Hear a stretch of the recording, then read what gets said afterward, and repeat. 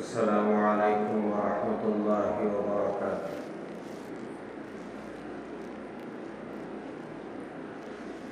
الحمد للہ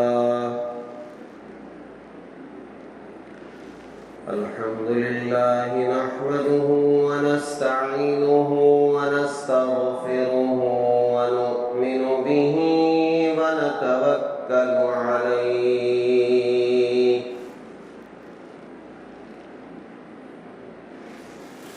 ونعوذ باللہ من شرور انفسنا ومن سیئات اعمالنا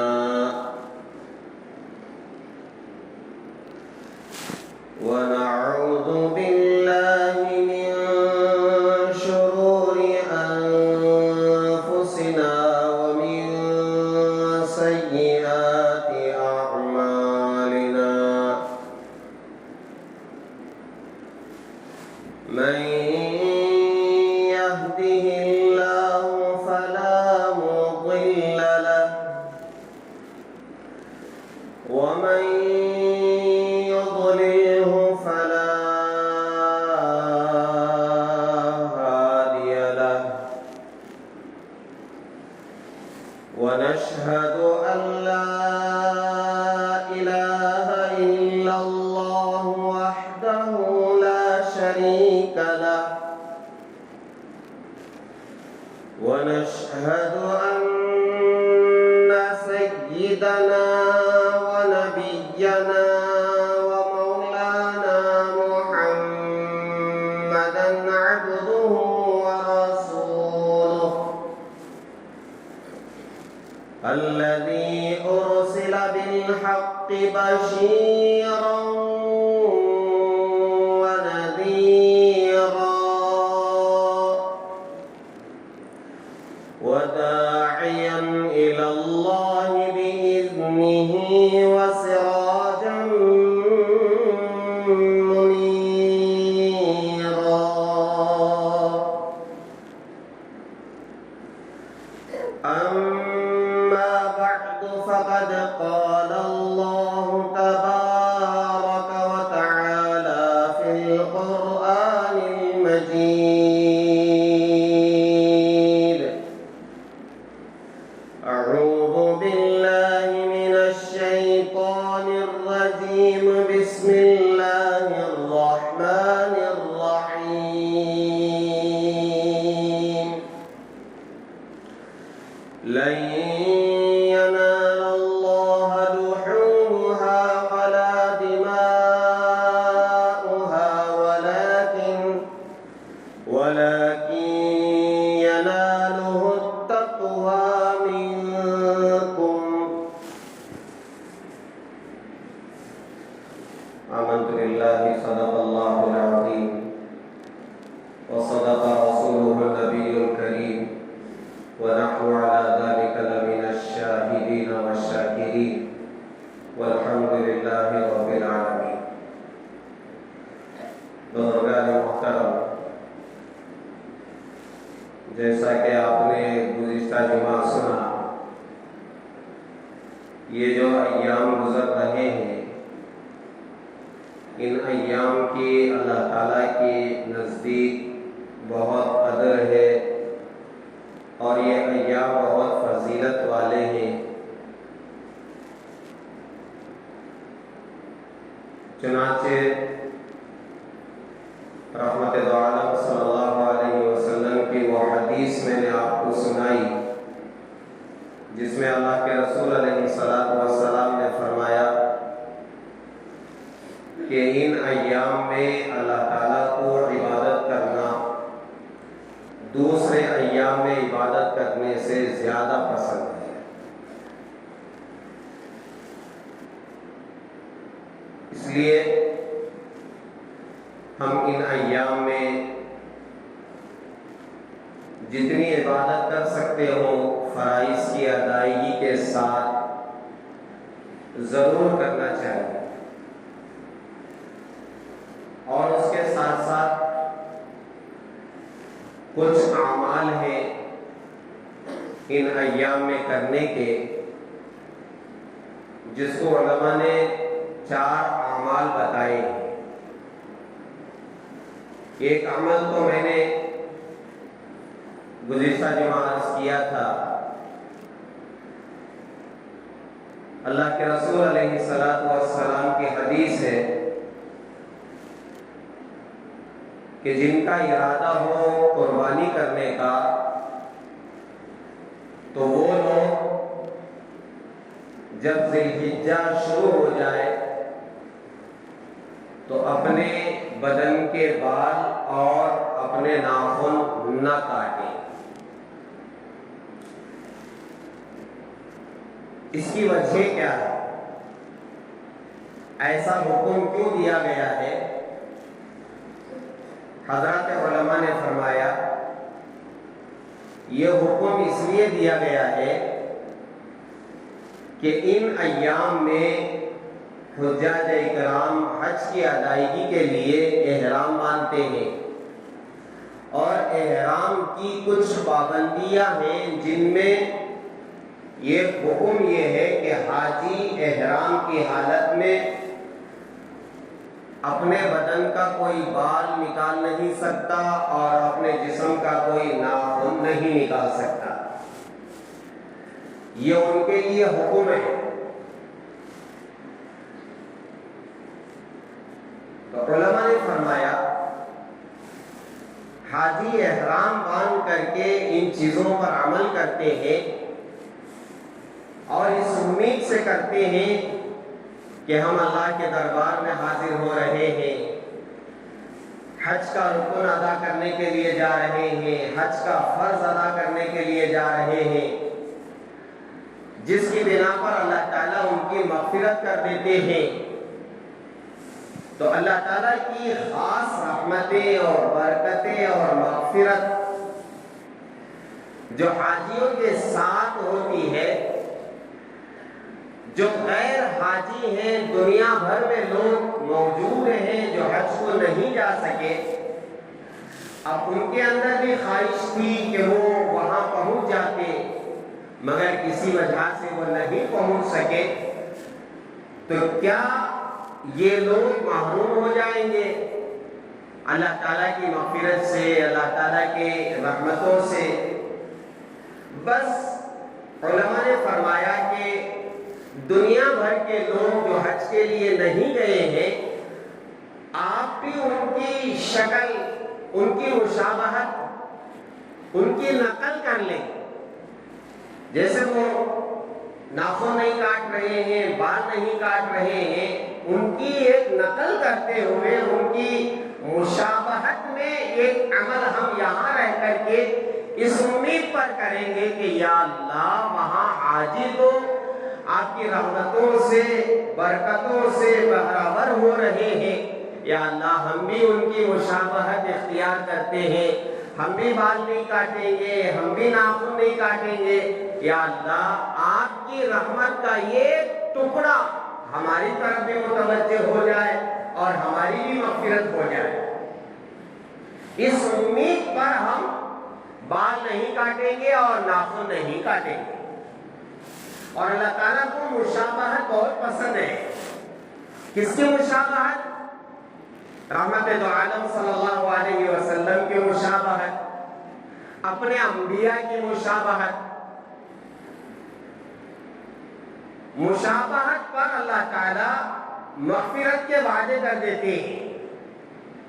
یہ جتنی سنتیں ہیں یہ مشابہت ہی تو ہے کہ اللہ کے رسول علیہ السلام جیسے تھے ویسے ہم کریں گے، جیسے اللہ کے رسول کھاتے تھے ویسے ہم کھائیں گے، جیسے سوتے تھے ویسے سوئیں گے. یہ جتنی سنتیں ہیں یہ ساری کی ساری سنتیں مشابہت ہیں رحمت العالم صلی اللہ علیہ وسلم. لقد كان لكم في رسول الله اسوة حسنة. رحمت عالم صلی اللہ علیہ وسلم کی زندگی ہمارے لیے نمونہ ہے. وہ جیسا کرتے تھے ویسے ہم کریں گے. مشابہت، اگر انگریزی میں کہیں جائے تو ایکٹنگ کرنا، جیسے وہ کرتے تھے ویسے ہم ایکٹنگ کریں گے، اسی کو مشابہت کہتے ہیں. اور جب حضرات انبیاء علیہ السلام کی کوئی مشابہت اختیار کرتا ہے اللہ تعالیٰ اس کو ہدایت عطا کر دیتے ہیں۔ موسیٰ علیہ السلام کی مشابہت اختیار کی جادوگروں نے، تو اللہ تعالیٰ نے سارے جادوگروں کو ہدایت عطا کر دی مشابہت پر۔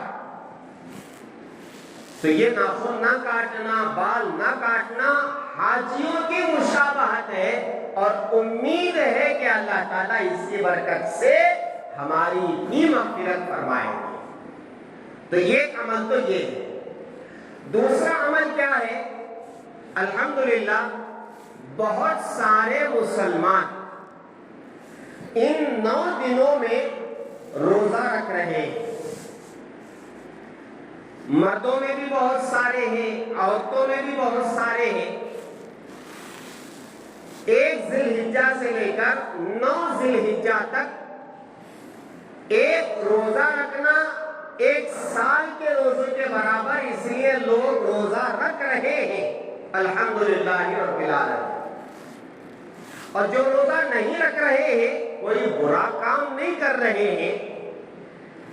ایک روزہ اگر طاقت ہو، ہمت ہو، تو یوم عرفہ کا روزہ یعنی 9 ذی الحجہ کا روزہ رکھنے کی ہمت کرے، یعنی اتوار کے دن۔ پیر کو تو ہمارے لیے عید کا دن ہے، اتوار کے دن 9 ذی الحجہ ہے، یعنی عرفہ کا دن ہے ہمارے لیے۔ اور یوم عرفہ یہ اصل حج کا دن ہے۔ الحج عرفہ، حدیث میں ہے حج عرفہ کے دن میں وہاں پہنچنے کا نام ہے۔ تو جو غیر حاجی ہے وہ روزہ رکھیں گے، اور روزہ رکھ کر کے اللہ تعالیٰ سے دعا کریں گے کہ یا اللہ آج سارے حاجی عرفات کے میدان میں ہیں اور آپ ان کی مغفرت کر رہے ہیں، یا اللہ میں روزے سے ہوں، آپ میری مغفرت کر دیجئے، جیسے حاجیوں کی آپ مغفرت کریں گے ویسے یا اللہ میری بھی مغفرت کر دیجئے۔ اللہ کے رسول علیہ السلام کی حدیث ہے، اللہ کے رسول نے فرمایا صوم یوم عرفہ احتسب علی اللہ ان یکفر السنۃ التي قبل والسنۃ التي بعد، کہ جو آدمی عرفہ کے دن کا روزہ رکھے گا اس کے 1 سال اگلے اور 1 سال پچھلے گناہوں کو اللہ تعالیٰ معاف کر دیتے ہیں۔ 2 سال کے گناہ معاف ہوتے ہیں ایک روزے پر۔ اتنا بڑا آفر ہے اللہ تعالیٰ کی طرف سے، اتنی بڑی مہربانی ہے۔ تو اس لیے عرفہ کے دن یعنی اتوار کے دن کا روزہ رکھنا، جو روزہ رکھ سکتے ہو ذرا ہمت کر کے 9 ذی الحجہ کا روزہ رہے۔ فضیلت تو میں نے آپ کو بتائی کہ 2 سال کے گناہ معاف ہوں گے، اور یہ جو گناہ ہے یہ صغیرہ گناہ ہے، اور اگر کوئی اللہ نہ کرے کبیرہ گناہوں میں مبتلا ہے، ایک مسلمان کبیرہ گناہ کرے اور پھر اس کے بعد توبہ نہ کرے یہ ناممکن ہے۔ لیکن کوئی ایسا گنہگار کبیرہ گناہ بھی کر رہا ہے اور توبہ بھی نہیں کر رہا ہے، یہ تو بہت بڑی محرومی ہے۔ علماء کرام نے 70 گناہ گنائے ہیں، 70 کبیرہ گناہ، ایک لمبی فہرست سے کبیرہ گناہ ہوگی۔ اگر کوئی اس میں مبتلا ہے تو علماء فرماتے ہیں مسلمان کی شان یہ ہے اب اگر کبھی کسی وجہ سے کبیرہ گناہ میں مبتلا ہو گیا تو وہ سب سے پہلے توبہ کرے گا، توبہ کرے، بغیر توبہ کے کبیرہ گناہ اللہ معاف نہیں کریں گے۔ اور صغیرہ گناہ، چھوٹے گناہ چلتے پھرتے جو ہو جاتے ہیں، انجانے میں ہو جاتے ہیں، ایسے گناہ تو اللہ تعالیٰ ان روزوں کی برکت سے، نماز کی برکت سے، وضو کی برکت سے، اور جو قدم مسجد کی طرف چلتے ہیں اس کی برکت سے، اور اگر کوئی شخص راستے میں تکلیف دہ چیز ہٹا دیتا ہے تو اس کی برکت سے، بہانے سے اللہ تعالیٰ صغیرہ گناہوں کو تو معاف کر دیتے ہیں، لیکن اگر کوئی کبیرہ یعنی بڑے گناہوں میں مبتلا ہے تو پھر تو ضروری ہے کہ وہ بیٹھ کر کے اپنے گناہوں سے توبہ کرے۔ توبہ 3 چیزوں کا نام ہے، ایک تو اس گناہ کو چھوڑنا، اور آئندہ نہ کرنے کا عہد کرنا، پکا ارادہ کرنا، اور پھر عاجزی انکساری کے ساتھ اللہ تعالیٰ سے معافی مانگنا۔ اس پر اللہ تعالیٰ کبیرہ گناہوں کو بھی معاف کرے۔ تو دوسرا عمل ہے عرفہ کے دن کا روزہ رکھنا، یعنی اس سال ہمارے حساب سے، تاریخ کے حساب سے اتوار کے دن کا روزہ رکھنا، رکھیں گے انشاءاللہ۔ اور تیسرا عمل ہے ایام حج میں تکبیرات تشریق کا پڑھنا۔ ایام حج کیا ہے؟ 9 ذی الحجہ سے لے کر کے 13 ذی الحجہ کی عصر تک ہر فرض نماز کے بعد تکبیرات تشریق کا پڑھنا مردوں کے لیے بلند آواز سے اور عورتوں کے لیے آہستہ آواز سے یہ واجب ہے۔ تو ہم کب سے پڑھیں گے؟ 9 ذی الحجہ ہمارے یہاں شروع ہوتی ہے اتوار کے دن سے۔ تو اتوار کی فجر سے لے کر اتوار، پیر، منگل، چہارشنبہ اور جمعرات کی عصر تک، ان 5 دنوں میں ہر فرض نماز کے بعد بلند آواز سے تکبیرات تشریق کا پڑھنا۔ اللہ اکبر، اللہ اکبر، لا الہ الا اللہ، اللہ اکبر، اللہ اکبر وللہ الحمد۔ یہ تکبیرات وہاں حاجی لبیک پڑھ رہے ہیں، لبیک اللہم لبیک کی صدائیں بلند کر رہے ہیں۔ اور الحمدللہ آج جمعہ کا دن ہے نا، تو آج کی ظہر سے ان کے حج کے اعمال شروع ہو گئے۔ جتنے حاجی ہیں الحمدللہ مکہ المکرمہ سے مینا پہنچ رہے ہیں، اور بہت سارے حاجی پہنچ چکے ہیں، اور تقریباً جتنے بچے کچے ہیں وہ ظہر تک انشاءاللہ پہنچ جائیں گے۔ تو آج ظہر سے وہ لوگ حج کے ارکان شروع کر دیے ہیں۔ ہم سب دعا کریں کہ اللہ تعالیٰ حاجیوں کے حج کو آسان فرمائے، قبول فرمائے، کوئی ایسا حادثہ ہرگز نہ ہو جس کی وجہ سے حاجی پریشان ہو۔ دیکھیں کوئی معمولی بات نہیں ہے، لاکھوں کی تعداد میں لوگ ایک جگہ پہنچ کر کے، یہ جو مسجد ہے نہیں، آپ مؤذن صاحب سے پوچھیں، جمعہ کی تیاری چہارشنبے سے کرتے ہیں، آپ کی نماز جمعہ ادا کرانے کے لیے ہمارے مسجد کے مؤذن صاحب چہارشنبے سے تیاری کرتے ہیں۔ ایک مسجد میں چند لوگ آتے، اب وہاں پوری دنیا کے لوگ آتے ہیں۔ آپ اندازہ کریں ایک وقت میں حاجی وہاں پہنچنا، بس اللہ کسی حادثے سے حاجیوں کو پریشان نہ کرے۔ ہوتا ہے اللہ کی چاہت سے ہم دعا کریں گے، یا اللہ حاجی کسی بھی آزمائش میں مبتلا نہ ہو، اطمینان کے ساتھ، صحت کے ساتھ اللہ ان کا حج مکمل کرے، اور اللہ تعالیٰ ان سے حج کو قبول کرنا ہے۔ تو وہاں وہ لبیک پڑھ رہے ہیں، اور بلند آواز سے پڑھ رہے ہیں، ہر ایک کی زبان پر وہی ہے۔ ہم یہاں کیا کریں گے؟ 9، 10، 11، 12 اور 13 کی عصر تک ہر فرض نماز کے بعد تکبیرات پڑھیں گے، مرد بھی عورتیں بھی۔ عورتیں گھر میں آہستہ سے پڑھیں گی، اور مرد جو ہے بلند آواز سے پڑھیں۔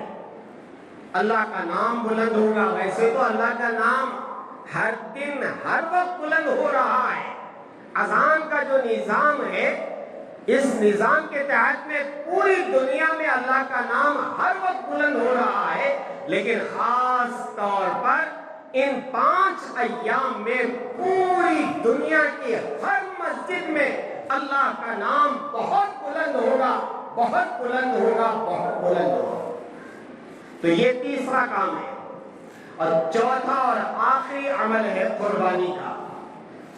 قربانی یہ عید کی نماز کے بعد اس کا عمل شروع ہوتا ہے، اور پھر 10، 11، 12 کی مغرب سے پہلے پہلے قربانی کا عمل ہوتا ہے۔ یہ قربانی اور حج، ان دونوں چیزوں سے جو سبق ہمیں حاصل ہوتا ہے، علماء اکرام نے فرمایا اس سے ہمیں یہ سبق حاصل ہوتا ہے کہ دین کا پورا خلاصہ کیا ہے اور دین کی حقیقت کیا ہے، اللہ تعالیٰ یہ سمجھانا چاہتے ہیں۔ دین کی حقیقت یہ ہے کہ اللہ کے حکم کو ماننا بس۔ اللہ جیسے حکم دیں گے اور جس طریقے سے حکم دیں گے اس طرح ماننے کا نام دین ہے۔ اپنے عقل کے گھوڑے دوڑانا یہ دین نہیں ہے۔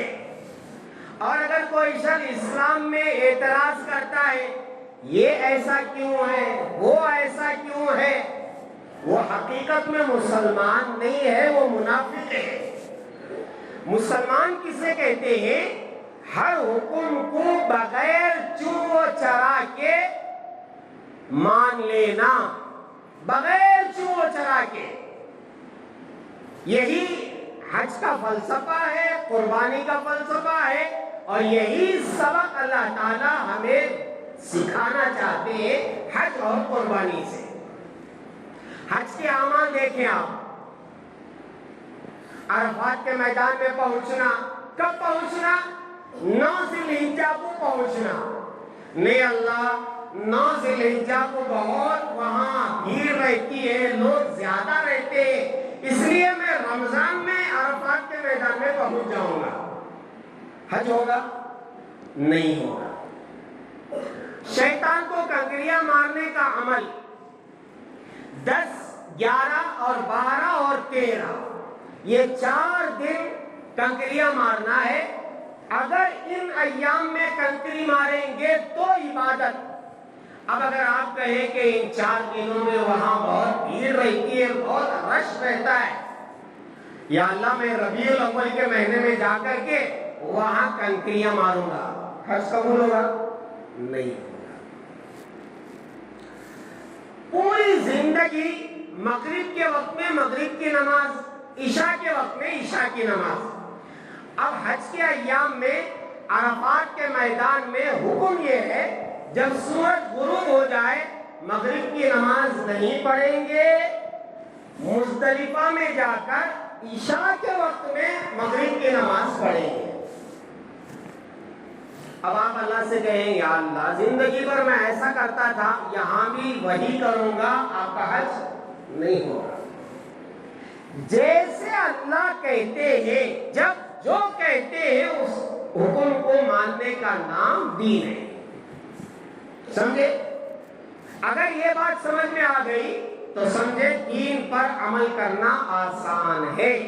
الدین یسر، دین آسان ہے۔ مطلب یہ ہے اگر کوئی سمجھ جائے دین کا نام، دین کا مطلب یہ ہے اللہ کے حکم کو بغیر چوں و چرا کے مان لینا۔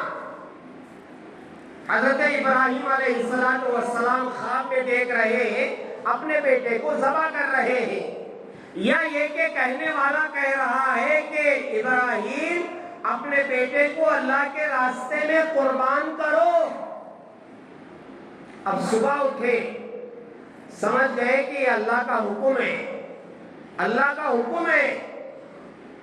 وہاں اعتراض کرنا یہ اللہ کا حکم کی نہیں، کیا کی کرنا کی نہیں کی نہیں۔ ابراہیم علیہ السلام نے اللہ کے حکم کو من و ان یہ تو زد جیسے اللہ چاہتے تھے ویسے اللہ کے سامنے اللہ کا حکم پورا کر کے دکھایا. اپنے بیٹے کو لے گئے اور لے جا کر کے مینا کی وادی میں لٹائے ہیں. بیٹے نے کہا کہ ابا جان اللہ کا حکم پورا کرنے جا رہے ہیں, کہیں ایسا نہ ہو کہ میں رکاوٹ بن جاؤں, اس لیے آپ اپنے آنکھوں کو پٹی باندھ لیجئے اور مجھے الٹا لٹا دیجئے اور لٹا کر کے مجھے ذبح کرے. کہیں ایسا نہ ہو بیٹے کو ذبح کرنا ہے, میری محبت میں کہیں آپ اللہ کا حکم نہ توڑے, اس لیے آپ اپنے آنکھوں کو پٹی باندھ کر کے ذبح کریں. آسمان دیکھ رہا ہے, زمین دیکھ رہی ہے, پہاڑ دیکھ رہے ہیں. میں نے اس سے پہلے بھی عرض کیا ہے فرشتے 2 مرتبہ روئے ہیں. ایک مرتبہ اس وقت جب رحمت دو عالم صلی اللہ علیہ وسلم کے اوپر طائف کے سفر میں پتھر پھینکے جا رہے تھے, اس وقت فرشتوں کے آنکھوں میں آنسو آ گئے. اور دوسرے اس وقت جب ابراہیم علیہ السلام جیسا جلیل القدر نبی اپنے بیٹے اسماعیل کے گلے پر چھری چلا رہے تھے, فرشتوں کی آنکھوں میں آنسو آ گئے کہ یا اللہ یہ کیا منظر ہے, یہ کیا منظر ہے. باپ اپنے بیٹے کے اوپر گلے پر چھری چلا رہا ہے. بولنا میرے لیے آسان, سننا آپ کے لیے آسان, لیکن جب عمل کرنے کا وقت آتا ہے تب پتا چلتا ہے کہ ہم کتنے پکے مسلمان ہیں. اسلام کے احکامات کتنے بتائے جاتے ہیں, جمعہ کے ذریعے سے, دوسرے جلسوں کے ذریعے سے ہم کتنا عمل کرتے ہیں. یہ بھی تو اللہ کا حکم ہے نا, اللہ کا حکم پورا کرنا, جیسے اللہ چاہتے ہیں ویسے پورا کرنا. ہم تو ڈھونگی مسلمان ہیں, ڈھونگ کر رہے ہیں کہ ہم مسلمان ہیں, ختمہ کرا لیے ہیں بس, اس سے زیادہ اور کیا ہے. اسلام پر عمل کرنا 100%. ادخلوا فی السلم کافہ, پورے کے پورے مسلمان بن جاؤ, اسلام میں داخل ہو جاؤ. کتنے احکامات ہیں جن کو ہم روزانہ توڑ رہے ہیں. اللہ سکھانا چاہتے ہیں لوگوں, قربانی اور حج کے ذریعے سے یہ ذرا دیکھو کہ میرے بندے ابراہیم نے کیسے میرے حکم پر عمل کیا بغیر چوہ چرا کے. کوئی سوال نہیں. جب ابراہیم علیہ السلام نے اپنا کام مکمل کر لیا, اللہ نے کہا وَنَادَيْنَاهُ أَن يَا إِبْرَاهِيمُ قَدْ صَدَّقْتَ الرُّؤْيَا إِنَّا كَذَلِكَ نَجْزِي الْمُحْسِنِينَ وَتَرَكْنَا عَلَيْهِ فِي الْآخِرِينَ سَلَامٌ عَلَىٰ إِبْرَاهِيمَ. ابراہیم تم نے ہمارا حکم پورا کر دیا, ہمیں ذبح کرانا مقصود نہیں تھا, ذبح کرانا مقصود نہیں تھا, بس یہ دیکھنا تھا کہ میرا حکم آپ پورا کریں گے یا نہیں کریں گے. آج بھی ہمارے ساتھ جو معاملہ ہو رہا ہے وہ یہی ہے, بس اللہ دیکھنا چاہ رہے ہیں کہ میرا حکم مانتا ہے کہ نہیں مانتا. اب ہم جانور خرید کے لائے ہیں قربانی کے لیے, بکرا ہو, گائے ہو, بیل ہو, بھینس ہو, اونٹ ہو. اب جو قربانی کرنے کا عمل ہے اس میں صرف ایک ہی نیت ہو کہ یا اللہ آپ کا حکم ہے, میں اسے پورا کر رہا ہوں. خاص طور پر قربانی میں نیت کا بڑا دخل ہے. اسی لیے اللہ نے کہا لَن يَنَالَ اللَّهَ لُحُومُهَا وَلَا دِمَاؤُهَا وَلَكِنْ يَنَالُهُ التَّقْوَىٰ مِنكُمْ. تمہارا گوشت, تمہارا خون جانور کا یہ اللہ کے پاس نہیں پہنچتا ہے, بلکہ تمہارا تقویٰ, تمہارا جذبہ, تمہاری نیت. یا اللہ میں آپ کا حکم پورا کرنے جا رہا ہوں. جب یہ نیت ہوگی تو پھر جانوروں کو راستوں میں گھمانے کا عمل نہیں ہوگا. پتہ نہیں آج اٹبارہ پور میں لوگ کیا کرتے ہیں، بنگلور کی گلی گلی میں جا کر کے دیکھیں، جانوروں کو گھمانے کا ایک ایسا برا ماحول بن چکا ہے. راستوں میں گھما کر کے کیا بتانا چاہتے کہ میں اتنے ہزار اتنے لاکھ کا جانور اللہ کے راستے میں قربان کرنے جا رہا ہوں. نیتوں کی خرابی کی وجہ سے ہمارے اعمال ضائع ہو جاتے ہیں. ایک جانور کے اوپر لکھا ہوا ہے اللہ، مثال کے طور پر اب وہ جانور فروخت ہو رہا ہے لاکھوں روپیوں میں. جائز نہیں ہے لینا اور دلانا.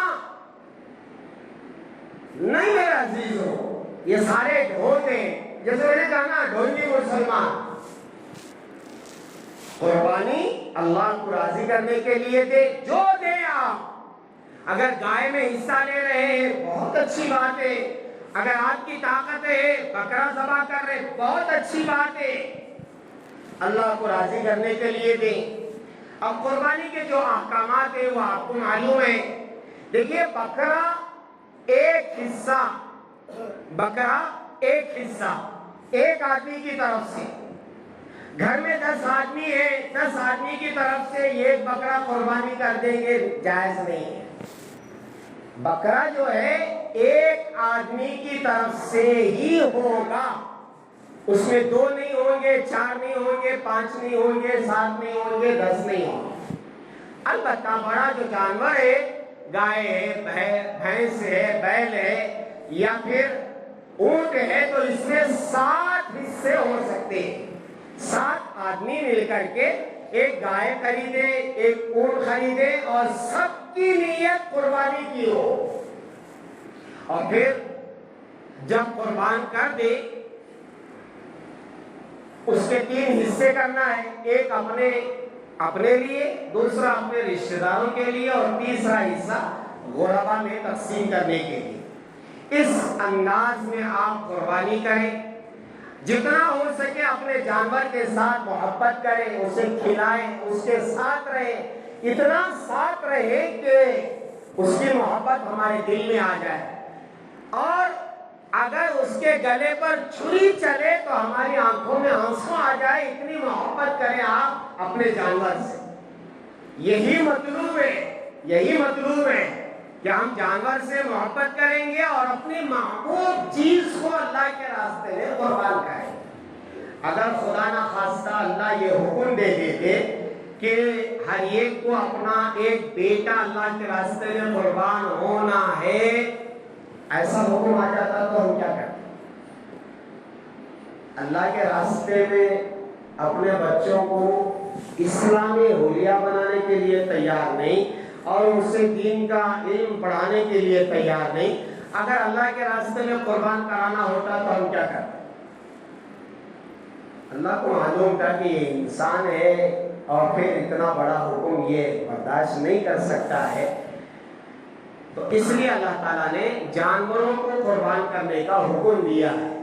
اب کچھ نئی نسل کے نئے لوگ، نئے ایجوکیشن کے لوگ یہ کہتے ہیں کہ جانور کو قربان کرنے سے ہم کو کیا ملتا ہے، جانور کو تکلیف دینا ہے.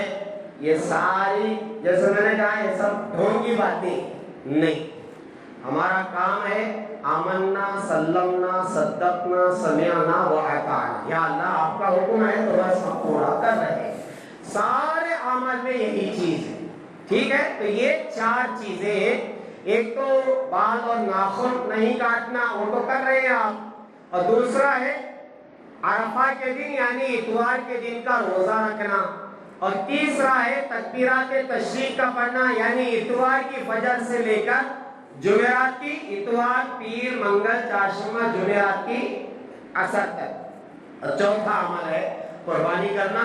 میں دعا کرتا ہوں کہ اللہ تعالیٰ تمام کی قربانیوں کو قبول فرمائے اور جتنے لوگ قربانی دے رہے ہیں اللہ تعالیٰ ان کی نیتوں کو درست فرمائے اور اللہ تعالیٰ سارے عالم میں جہاں کہیں جو جانور قربان ہونے جا رہا ہے اللہ تعالیٰ اس جانور کی حفاظت فرمائے، اللہ تعالیٰ شریروں کی شرارت سے حفاظت فرمائے، ظالموں کے ظلم سے حفاظت فرمائے اور بد نظروں کی بد نظری سے حفاظت فرمائے۔